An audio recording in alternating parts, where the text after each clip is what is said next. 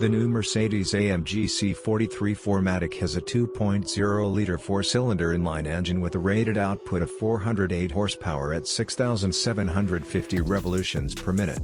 The maximum torque of 500 Nm is available at 5,000 revolutions per minute. Depending on the situation, the system also briefly provides an additional boost of 14 horsepower through the belt-driven starter generator. The C43 accelerates from a standstill to 100 km per hour in just 4.6 seconds. The top speed is electronically limited at 250 km per hour. By adding the optional AMG driver's package, it can be raised to 265 km per hour.